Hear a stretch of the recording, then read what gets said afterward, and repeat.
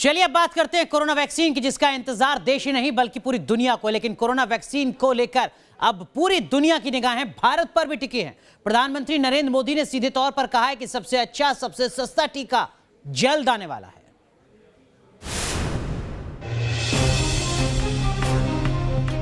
Vaccine से होगा कोविड-19 का द एंड। किलर कोरोना से बचाने वाला टीका तैयार। स्वदेशी वैक्सीन की मौत, मरेगा वायरस। रूस और अमेरिकी कंपनी फाइजर की वैक्सीन बना लेने के दावे के बीच कोरोना वैक्सीन को लेकर बड़ी खबर हिंदुस्तान से आई। भारत इस जानलेवा वायरस की स्वदेशी वैक्सीन बनाने में कामयाबी हासिल करने के बेहद करीब पहुंच चुका है। प्रधानमंत्री नरेंद्र मोदी के ऐसे दावे के बाद वैक्सीन बनाने में जुटी पूरी दुनिया हिंदुस्तान की कामयाबी से हैरान है। पीएम मोदी ने वीडियो कॉन्फ्रेंसिंग के जरिए कोरोना वायरस पर सर्वदलीय बैठक को संबोधित करते हुए 3 बड़ी बातें कही।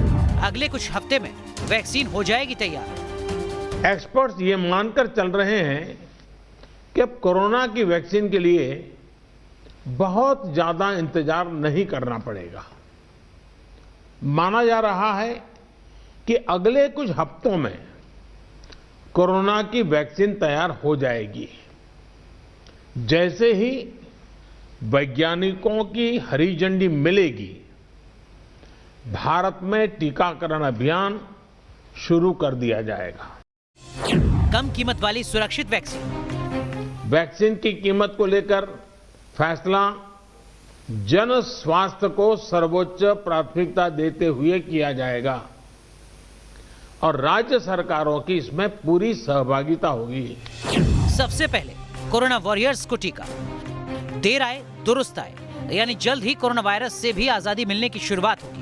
वैक्सीन जल्द आने की उम्मीद के बीच दिल्ली के स्वास्थ्य मंत्री सत्येंद्र जैन ने कहा है कि कोविड-19 का टीका मिलने के बाद दिल्ली सरकार के पास दिल्ली की पूरी आबादी को कुछ ही हफ्ते में वैक्सीन लगा देने की क्षमता है। दिल्ली के अंदर वैक्सीन जब भी मिलेगी, हम कुछ ही हफ्तों के अंदर सारी दिल्ली को लगा देंगे। हमारे पास बहुत बड़ी संख्या के अंदर अपनी हेल्थ फैसिलिटीज़ हैं, मोहल्ला क्लिनिक्स हैं, पॉली क्लिनिक्स हैं, डिस्पेंसरीज हैं, हॉस्पिटल्स हैं। तो हमारे पास लगाने के पूरे पर्याप्त इंफ्रास्ट्रक्चर अवेलेबल है। स्टोरेज की भी कोई दिक्कत नहीं है। जितनी भी हमारे को मिलेगी वैक्सीन, जैसे ही मिलेगी हम कुछ ही हफ्तों के अंदर पूरी दिल्ली की पॉपुलेशन को लगा देंगे। वहीं राजस्थान के जोधपुर में वैक्सीन आने के बाद की तैयारियां शुरू हो गई हैं। बताया जा रहा है कि यहां 15 से 20 हजार हेल्थ वर्कर्स और डॉक्टर्स को सबसे पहले वैक्सीन लगाई जाएगी। इसके बाद 50,000 बुजुर्गों को ये टीका लगाया जाएगा। Team news nation. और अब बात जम्मू कश्मीर की, जहां लोकतंत्र को मजबूत करने के लिए जनता अपने घर से बाहर निकल रही है डीडीसी के मतदान के लिए। 370 हटने के बाद ये चुनाव बेहद महत्वपूर्ण है और यही वजह है कि अमन के दुश्मनों को ये रास नहीं आ रहा।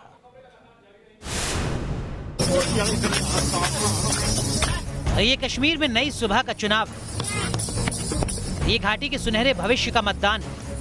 कोई कुछ काम हो जाए देश का, गांव का, इलाके का, तो इसलिए आए हैं। हम चेंजिंग जानना चाहते हैं यार, चेंजिंग लाना चाहते हैं, क्योंकि पहले हुकूमत ने हमारा बेड़ा गर्क करके रखा है। किसी ने हम जैसे गरीब आवाम के बारे में सोचा नहीं है।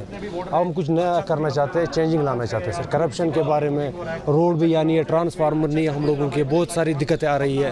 उस वजह से हम थोड़ा चेंजिंग लाना चाह रहे हैं। बर्फबारी में भी हमारा जो सरपंच का और डीडीसी का वोटिंग चल रहा है इस टाइम, हम कोशिश करते हैं कि इसमें अच्छा चुनाव हो जाए, अच्छा सरपंच या अच्छा डीडीसी का कोई नंबर उठना चाहिए। इस चुनाव को लेकर कश्मीर में अलग ही जोश दिख रहा है। लोग मतदान करने के बाद नाच गा रहे हैं। दरअसल ये पाकिस्तान से आए वो रिफ्यूजी हैं जिन्हें 70 साल बाद वोटिंग करने का अधिकार मिला। तभी तो मतदान करने के बाद रिफ्यूजी ने नाच गाकर अपनी खुशी जाहिर की। कश्मीर की आवाम अमन और शांति चाहती है। कट्टरपंथियों और अलगाववादियों को सबक सिखाना चाहती है।